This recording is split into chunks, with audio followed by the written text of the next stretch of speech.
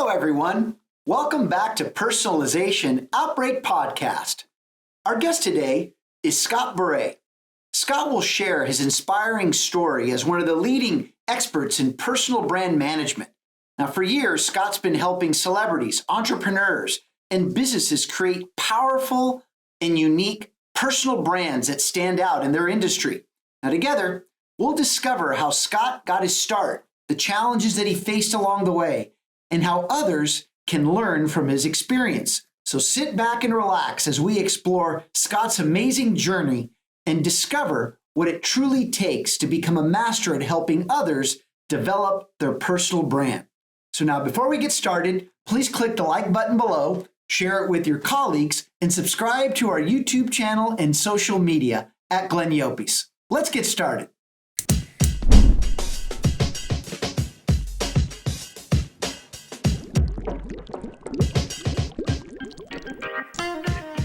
You are listening to Personalization Outbreak, a podcast about the collapse of traditional corporate standards in today's more personalized world. I'm Glenn Yopes. I'm a leadership strategist, author, contributor to Forbes, and founder of the Leadership in the Age of Personalization movement. On this show, I'm interviewing executives across multiple sectors to find out how the balance between standardization and personalization can exist. Scott, welcome to the show. Hey, man, we've been working on this one for a while, so I really appreciate your time today. Well, Glenn, I'm more than happy to do it, and I'm very much looking forward to it. So, thank you, Scott. Hey, look, Scott, I know one thing that, as we've discussed this before, I really respect your humility. But after 40 years, I mean, you've worked with some pretty top, tiered artists. Can you ramble just a few names for us to give our guests a perspective of the experience that you bring to this interview? Yeah, absolutely. Well, there's different ways that I've met these artists and worked with them. In some situations, artists that I manage, we were able to get on these key tours. But being that I'm hands-on and I go on the road with the artist, most managers don't do that. I formed a pretty good personal relationship with a lot of big acts. And that started really in the 80s from people like Ozzy Osbourne, AC/DC, Motley Crue, Rush. I mean, those were all bands that an act I had managed would be on those tours. And the tours would go for a month. Some of them went as long as 9 months. So that's kind of there. And then as far as artists that I personally handled outside of Steve Miller, I managed every one of the guys in Journey except Steve Perry on their solo careers. I worked with Ronnie Montrose for a long time. I mean, the list just goes on and on and on. And I didn't have time to write it down because it's not that I forget, but there's been so many and so on and so forth. And it's been a ball. That's all I can say. So, well, first of all, that list is quite impressive. And I'm sure you've, a lot of our listeners right now are just aching to hear how you've managed some of these big personal brands, especially today at a time where people in the workplace have realized that they have to start doing much more of that on their own. So let's start at the beginning of the story here for a minute, Scott. What inspired you to manage artists? And I know you mentioned Steve Miller Band there quickly. Is there some connection here on how he may have inspired you to begin with? Well, the very first show I went to when I moved from Newport Beach, California to Northern California, I thought I'd gone to hell. I hate to say it, but I moved to this little podunk town at that point out in the country. And my mother's sorority sister, which is why we picked where we moved, had a son my age. And he said, hey, there's this concert. You want to go? And I said, well, what's that? I had no idea what it was. And the ironic thing was, it was at a high school football field on a flatbed truck. And the headliner was the Steve Miller Blues Band. First show I'd ever gone, first thing I'd ever been exposed to. And I went, wow, this is kind of cool. And so, so it didn't really plant a full seed at that point, but I went, this is pretty hip. And then the one that really did it was when I saw the movie Woodstock. And that would have been my junior year in high school. And I saw that and I went, oh man, some way, somehow, I got to figure out how I can be involved in that. At that point, I was still thinking that I wanted to be a rock and roll star. I'll never forget, just a side note, when I told my parents that I wasn't going to go to USC, that I wanted to be a rock star, and you could have heard a pin drop. That was just a little side note, just to show you that, and probably if my son had said that, I probably would have taken the same position. But so that was kind of it, and then what followed up then, which is another one of my short stories, and I'll try to get on it, is that I was in the marching band and I played trumpet, and we needed new marching band uniforms. So I came up with this thought of having a concert at my high school. And I don't know how I did it, but I got Bill Graham on the phone and I told him, hey, I'm a junior at San Ramon Valley High School and I want to put on a concert. Can you give me any pointers, especially trying to find talent? And he said, sure. So he said, well, I'll tell you what, why don't you come to the Fillmore and I'll give you passes. So my parents dropped me off and I went to the show, and the headliner was Elvin Bishop and the support act was Tower of Power. And this was maybe the second or third concert I'd ever been to, but it was at the Fillmore. I met Bill Graham personally. He walked me in and I was blown away because he showed me certain things of how it works that, you don't ever see. And then I said, well, I'll call you the next day. And I called him the next day. And he said, well, Elvin Bishop's $2,000 and Tower of Power's $500. So that was $2,500 for the talent, plus sound, light, staging, yucky, yuck, yuck. So I found 8 parents that were willing to pony up $500 a piece, which would secure the talent, the production, advertising, and everything. And me and a buddy, we drew up our own poster and we plastered them all over Danville and on the telephone poles and everything. And at the end of the day, the show sold out. We made net $2,000, and we bought new uniforms for the marching band. So that was my first entrepreneurial sort of a thing. And I mean, I was 16 years old, but I had enough of a sense that I didn't know what I didn't know, and I knew Bill Graham did. And on another note, halfway through my junior and senior year, I went to Winterland every single weekend, every Friday and night. And the more I went, the more I got exposed, and the more I just had that, I got to do it. I got to do it. I got to do it. And there was no fallback. I didn't have a college education, but I had this sense, and I don't know where I got it. I'm thinking maybe from my grandfather, because he was a great businessman, that if it didn't seem right, it wasn't right. And what I'm talking about is the deal side of it. And that's not fair. How come this guy makes that and we only make that? I was always the guy that understood the business and did the business part of the band that I was in. And that's kind of like the history. And I think that answers the question. So, well, let's go back a little bit. First of all, tell us who is it Bill Graham? Oh yeah. The Bill Graham. I mean, he started so much of the way we do business. I mean, he opened up the Fillmore in San Francisco. He opened up the Fillmore East in New York City. And I mean, he is, to my knowledge, the best there ever was. He passed away at a young age. He was in a hurry to get away from a show, and they were in a helicopter, and it was storming really bad, ran into the electrical poles, and the rest is history. Same sort of a thing that Stevie Ray Vaughan went through.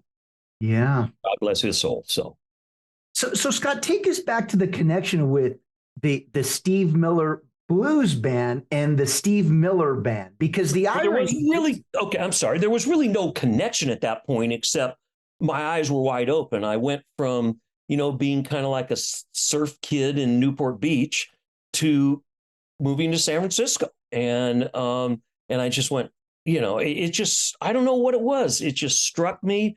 And I had this, I got to do this. I can't explain why, except I just had that itch. And like I said earlier, I wasn't going to accept failure, period. It wasn't going to happen. So, but as the story goes, you now manage the Steve. Yes, well, that's the ironic thing of it. I mean, what are the odds of that? And I remember telling Steve the story, and I don't know whether he believed it or not the first time I told him, but there was a gentleman that did a book on the Bay Area music scene, and anybody that played here from the mid 60s on. And somebody told me about this. I Googled it up, and the exact show that I went to, I remember calling him up and saying, Steve, I did get the facts right. This is the show. And all the different bands who were on it, which were a band called Frumious Bandersnatch, which was a big Bay Area band that Steve ended up using on one of his records, the bass player and the drummer. I mean, the list, I could go for days about the history of this area. And it was just amazing. So take us now back to, one of the big discussion themes today.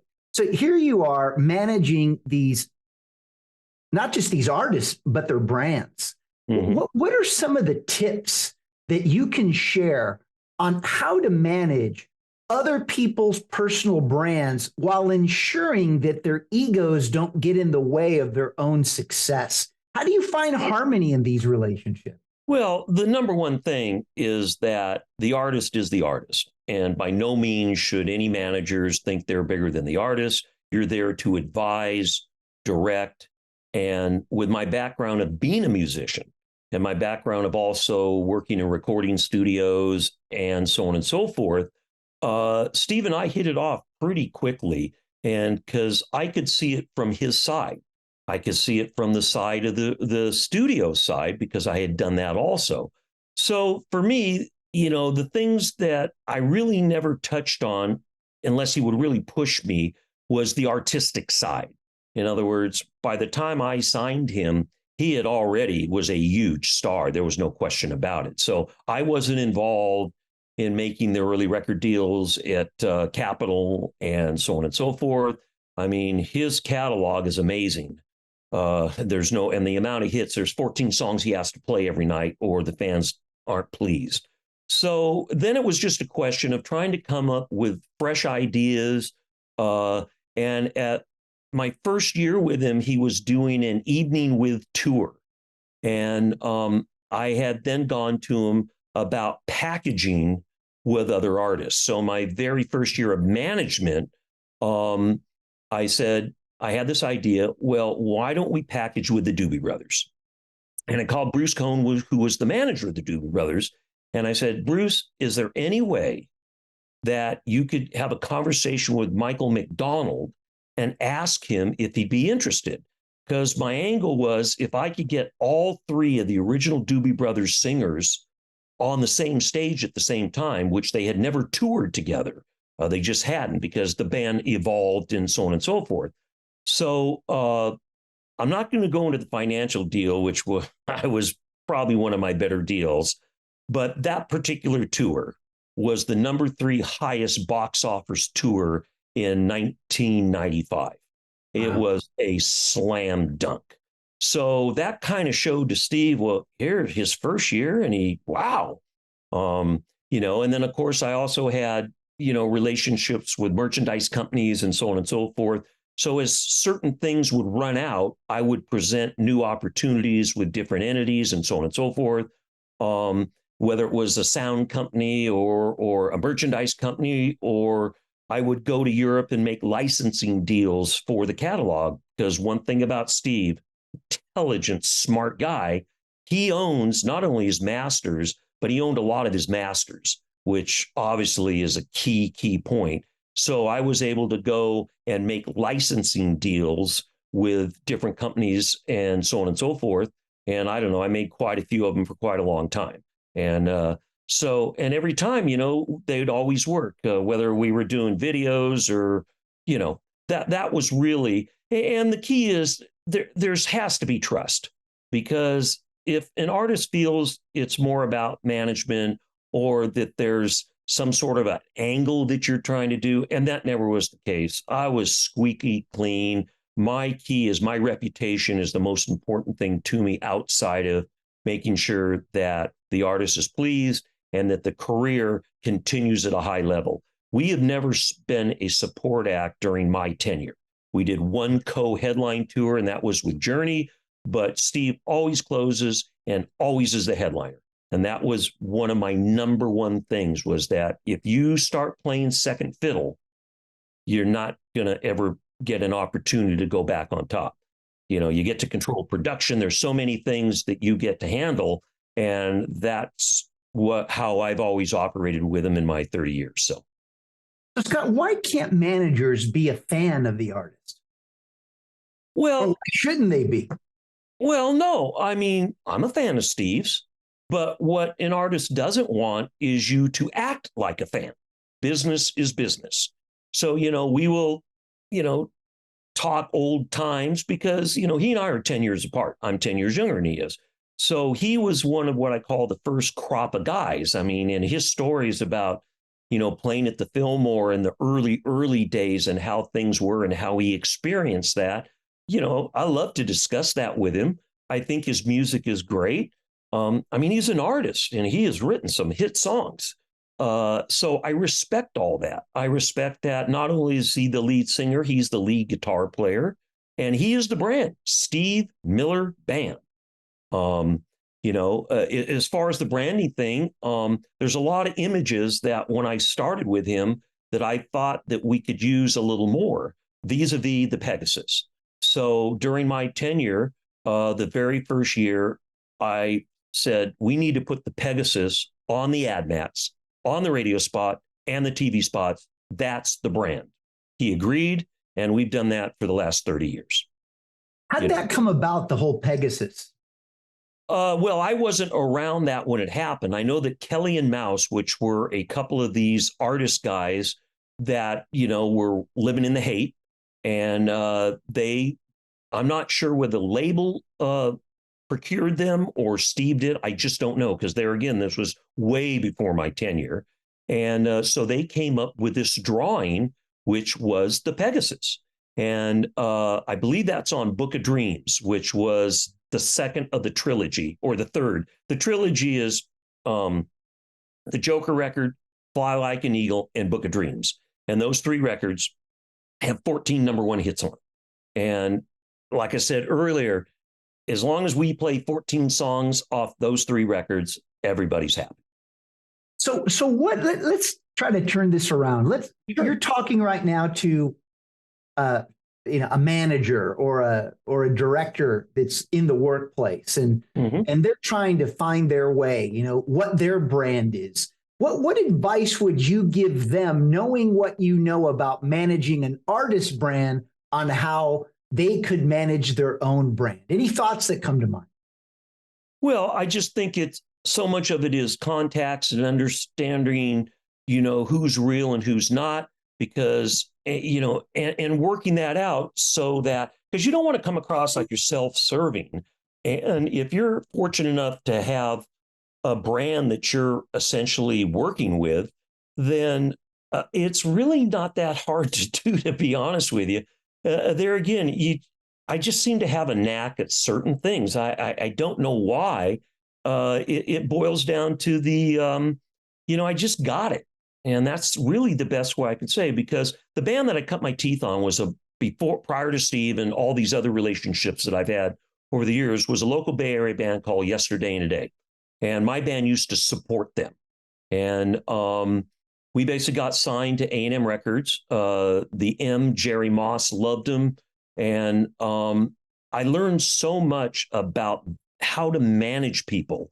And that was the artist that played the AC/DC stuff, the Ozzy Osbourne stuff, Def Leppard. The list goes on and on and on. Rush. Motley Crue. We did a 9-month 90-city tour with Motley Crue. And in some of their biographies, there's mentions of this particular band. And so you just kind of learn how to manage artists. When you deal with artists, you're also managing your own brand, because if the brand is successful and you're the manager, then you're successful. So what are some of the lessons learned that through all, 40 plus years, what are the things that, what are some of the, not only the lessons that you learned, but how did those lessons help you become a better manager? Oh, geez, that's a tough one because when you're wrapped up doing it day to day like I am, I don't think back on that. I think honesty is very important. I think having the wherewithal to roll the dice. I remember having conversations with multiple promoters throughout the country because I'm involved in the marketing part, the ticket part, the billing, all that. And a lot of times they would say, well, we think this should be this. And I would say, no, no, that's not right. Or understanding what your fan base is. When I first started with Steve, he was the number 3 most requested artist at classic rock radio. And so we had the thought pattern, well, why don't we go out and play colleges? And we played every single major college you can think of. Notre Dame, I mean, the list just goes on, Penn State, on and on and on and on. And what would happen is we would do these amphitheaters, 20, 25,000 plus, and the lawn would be nothing but kids, college kids. I mean, the smell of pot was just fuming. And then all the adults and would be sitting what we call under the roof in the seats. And it was really quite a scene. And what was interesting was the record company really didn't understand that. And I just remember going to Southern California multiple times and having meetings with Capitol and saying, you guys need to come out and see the show and understand what the fan base is, because they were more interested in selling the greatest hits and so on and so forth. But I didn't feel they were really marketing, things properly. And they finally turned around. But it was a drill getting that to happen. It was the same with the promoters. They didn't. The one thing about being a manager that goes to every show, you hear and you see what's going on. So in other words, rather than your tour manager, somebody telling you how it is, I'm there every single show and I see exactly how it is.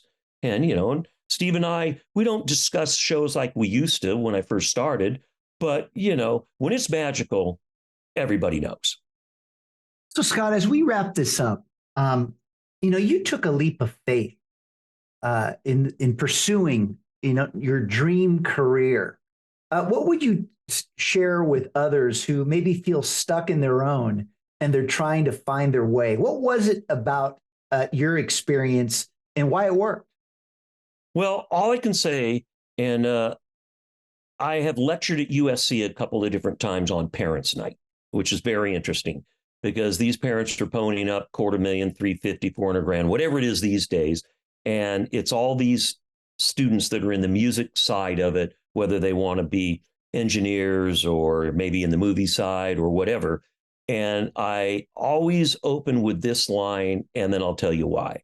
I say the odds of your child being a rock star or a movie star or a key producer are the odds of your child being Joe Montana. I was a huge 49er fan, and that kind of puts it all in perspective. But then I explained to them that there's so many different ways to make it in this business.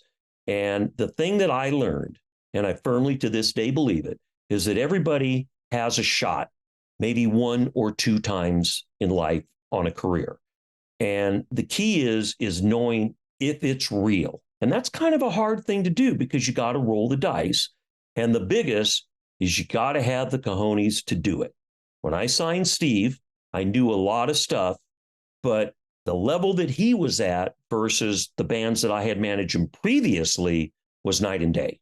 And I just said, this is the one. And I went for it.